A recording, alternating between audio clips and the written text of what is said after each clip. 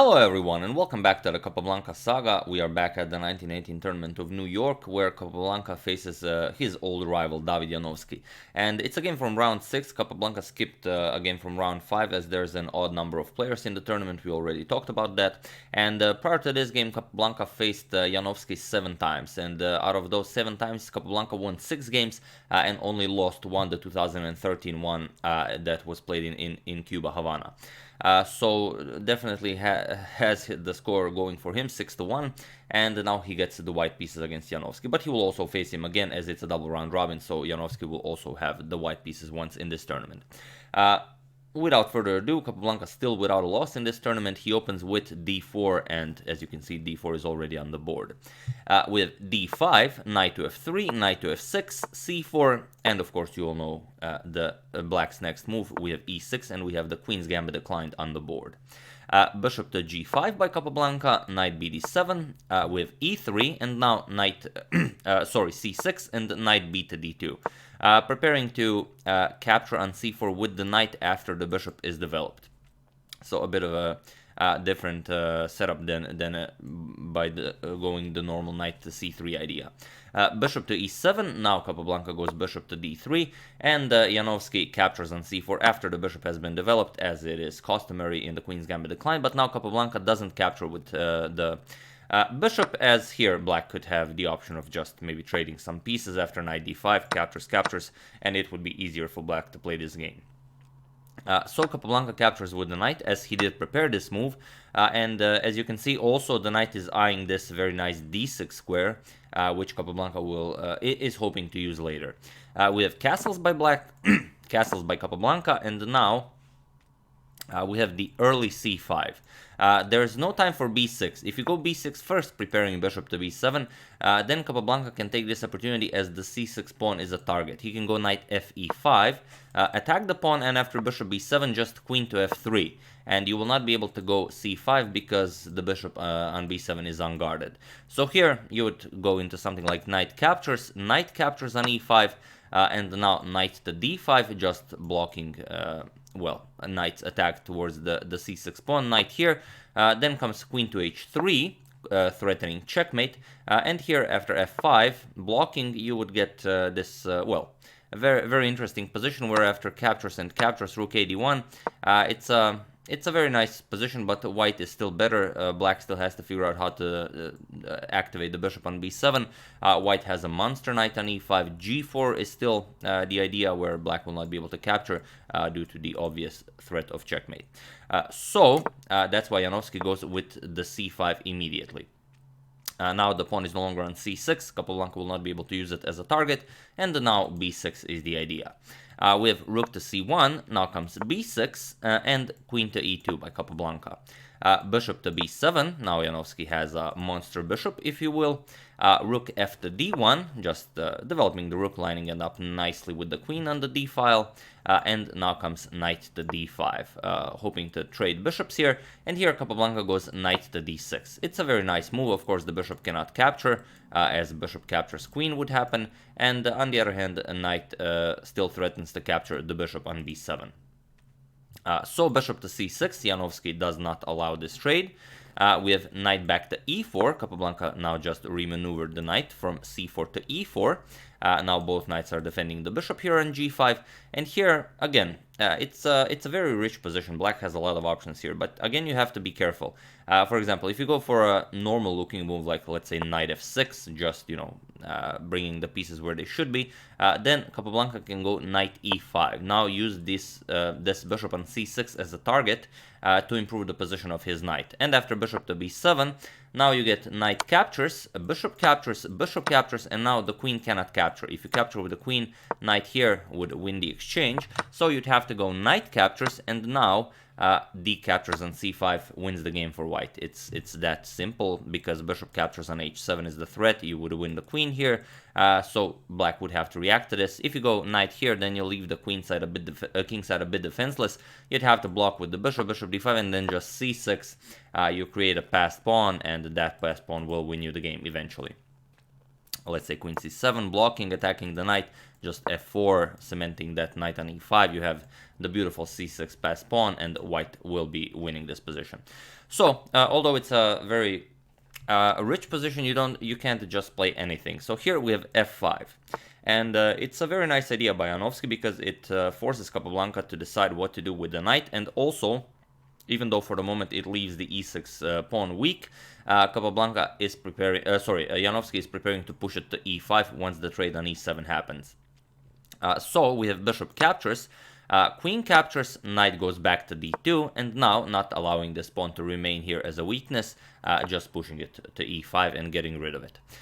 D captures on e5 by Capablanca. We have knight captures on e5, knight captures, queen captures, and now just knight to f3, kicking the queen back and queen to e7. So it seems that Janowski solved all of his problems.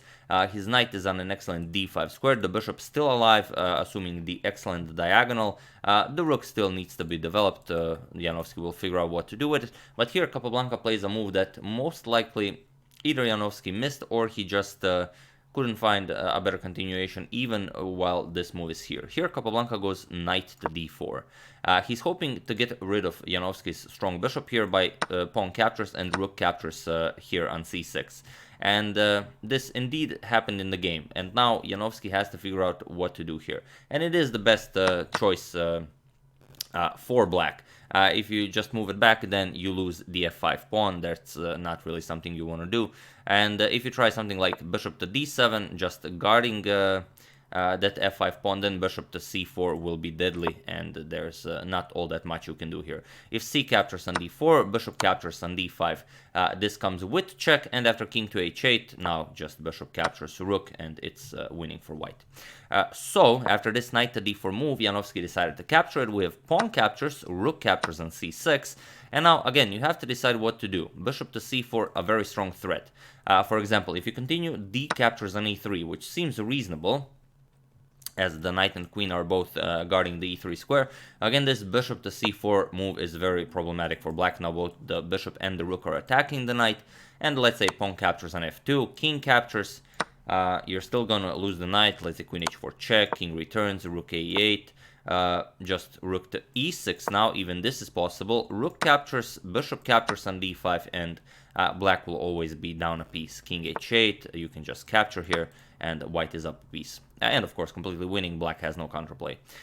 So, after this rook captures on c6 move, we have knight to b4. Attacking the rook and the bishop on d3, Janowski hopes Capablanca will move the rook so he can get rid of the strong bishop on d3. But Capablanca says, no way, thank you for the e6 square, he just delivers check. Bishop to c4 check, king has to move, and now rook to e6.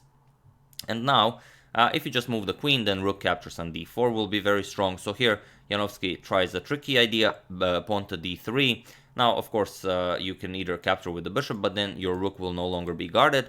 You can't capture with the queen because the knight also guards the pawn. So here comes rook captures on d3. Janowski is not in time to capture the rook here. So queen to c5 has to be played. And now Capablanca just goes rook to d4. Just getting the rook out of harm's way. And also rook to h4 will be a very nice rook lift.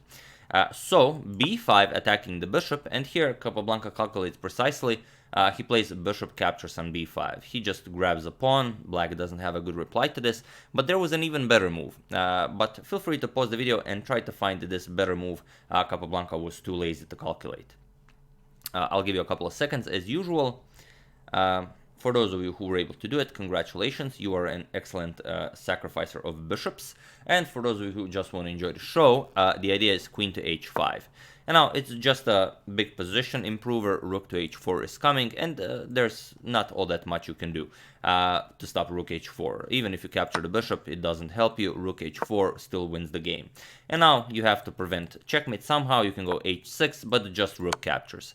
And now whatever black plays, if king g8, rook h8 is checkmate, the queen is controlling the f7 square, or if you capture, just queen captures, king g8, and queen g6 will be checkmate, queen controls f7, and the rook controls the h file.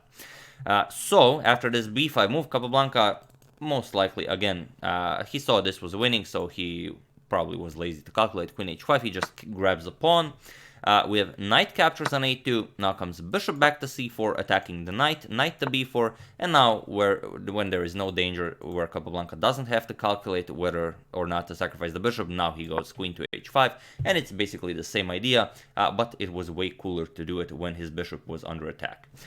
We have g6 by black, but it doesn't help. Capablanca just plays rook captures on g6, as of course the pawn cannot capture. We have rook 8 to d8, and here Capablanca finds a brilliant move, but again, I will let you to find this move. Feel free to pause the video and try to figure out the easiest way to win this position with white, and it is the move Capablanca played. I'll give you a couple of seconds. For those of you who were able to do it, congratulations, you are also an excellent sacrificer of rooks. And for those of you who just want to enjoy the show, rook to g7. This was the move Capablanca played, and it was in this position on move 30 that David Janowski resigned the game, as there is nothing to do here. Well, obviously the threat is queen captures on h7. This will be checkmate, so you do have to do something about it. Obviously you can capture the rook, it's the only possible defense, but after you capture the rook, now you get the following sequence, which of course you all saw. Queen g5 check, the queen covers f6, the bishop, well, not that, queen covers f6, bishop covers this diagonal, so the king would have to go back, and now comes rook captures on d8, and there is no defense against checkmate that follows. For example, if you capture just queen to f6, this is checkmate, as bishop controls the g8 square. If you don't capture it, if you play something silly, let's say knight c6, again, you get queen to f6 checkmate. The rook cannot capture as the rook is pinned, and even with the best defense, let's say knight d5, just putting a knight there, I mean, there's no good reason to do it, but you are controlling the f6 square with the knight, so there's no checkmate. White can just go rook d7, threaten checkmate on g7 after rook g8 blocking. Now queen to h4, threatening checkmate again, also defending the bishop on c4, and after black blocks again with rook to g7, just rook captures on d5, wins a piece, attacks the queen, and after the queen moves, well, it will again all result in checkmate, whatever you do. Let's say you just move the queen back, doesn't really help you. Rook d8 check, and now doesn't matter what you do. Captures, rook g8, and of course queen captures on g8 will again be checkmate. So Janowski did not wait for any of this. After rook g7, he resigned the game, and we have this beautiful, beautiful game by Jose Raul Capablanca. Still undefeated in this tournament, and well, he's really having an excellent streak ever since he lost to Oscar Hayes in the 1916 Rice Memorial Tournament. I know I often repeat that, but you know, you do want to remember it for when you're, you know, chilling with your friends and family, so you can tell them all about Capablanca's great legendary winning streak. So yeah, that's the game. I do hope you enjoyed it. I would like to thank David Gallian, Dame Platvarec, Christopher Brown, Francois Xavier Ferraton, and Joseph Bru Lawrence for a contribution to my channel. Thank you a lot, I really appreciate it. As usual, you can check two of my previous videos here. Thank you all for watching, and I will see you soon, hopefully with some more interesting content, continuing the Capablanca saga, checking up on your suggestions, and the Grand Chess Tour starts today, so if I will be able to, I will also cover some games from the Grand Chess Tour. Thank you all, I will see you soon, have an excellent rest of your day.